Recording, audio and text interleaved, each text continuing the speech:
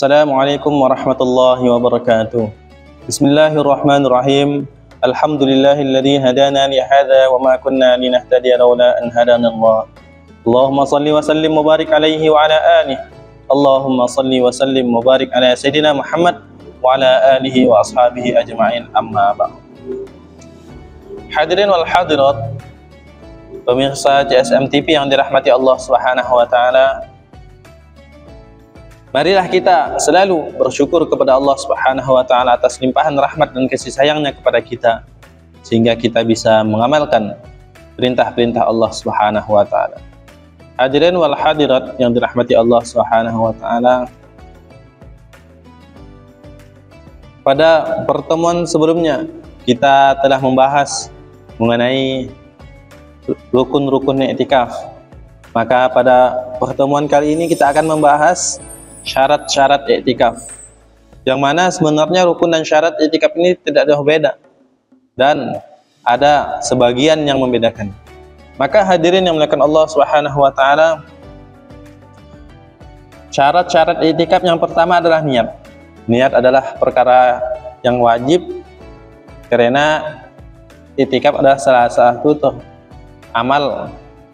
satu amal dan amal ini harus ada niat. Innamal a'malu binniyat. Bagaimana niat dari i'tikaf? Nawaitul i'tikafa fi hadzal masjid lillahi ta'ala.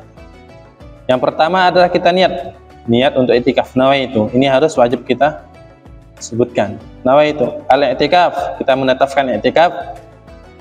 Terus kita niat fi hadzal masjid. Ini harus kita sebutkan. Maka hadirin Allah SWT, sebenarnya i'tikaf ini tidak perlu kita ucapkan dengan lisan. Talaffuz bil lisan ini nggak perlu, hanya kita ucapkan dalam hati saja, kita lafadzkan dalam hati kita. Ini telah termasuk niat, karena al asli fin niyah fil qalbi. Asli niat seseorang adalah di dalam hati.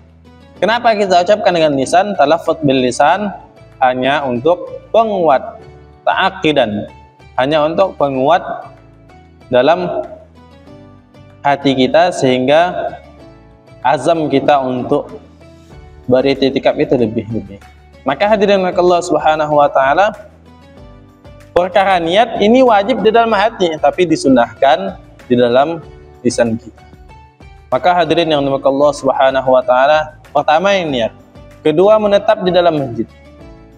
Dan menetap dalam masjid ini telah kita jelaskan pada pertemuan sebelumnya, yaitu ketika kita menjelaskan rukun-rukun i'tikaf.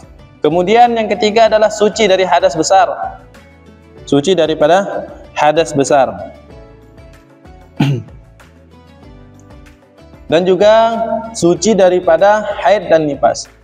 Kemudian apabila seseorang hadas kecil atau dia ini tidak berwudu dan wudunya telah batal, maka dia masih diperbolehkan atau i'tikafnya ini tetap sah. Tapi apabila junub atau hadas besar lainnya, maka dia ini batal.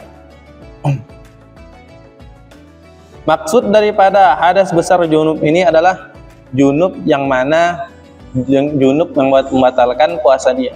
Tapi apabila dia junub, yaitu dengan karena mimpi basah, maka i'tikaf dia tidak batal. Junub yang dimaksudkan adalah junub yang mana dengan junub tersebut puasa seorang menjadi batal. Kemudian haid dan nifas ini bagi wanita, maka apabila dia sedang beriktikaf kemudian haid, maka i'tikaf dia batal. Kemudian syarat daripada i'tikaf selanjutnya adalah dia ini berada di masjid. Apabila dia melakukannya di musalla atau di lainnya, maka i'tikafnya tidak sah, karena tempat dari i'tikaf adalah hanya di masjid. Baik itu masjid yang biasa digunakan untuk Jumatan ataupun masjid yang di dalamnya tidak digunakan untuk Jumatan. Yang mana intinya akad daripada masjid tempat tersebut adalah digunakan untuk masjid.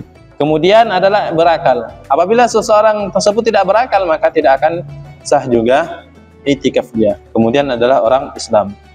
Apabila seorang tidak Islam, dia ingin i'tikaf, maka tidak sah juga iktikaf tersebut, atau dia awal-awal iktikaf seorang Islam kemudian murtad atas alasan tertentu, maka pun tidak sah iktikaf dia.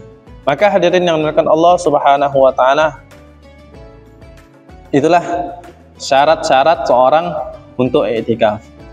Maka hadirin yang dimuliakan Allah Subhanahu wa taala, apabila iktikaf kita betul, telah sah, maka insya Allah kita beramal dengan misalnya sholat, kemudian zikir, ibadah lainnya, maka akan menjadi lebih konsentrasi karena kita ini. Maka hadirin yang dimuliakan Allah Subhanahu wa taala, mungkin itu saja yang dapat saya sampaikan, kurang lebihnya mohon maaf. Assalamualaikum warahmatullahi wabarakatuh.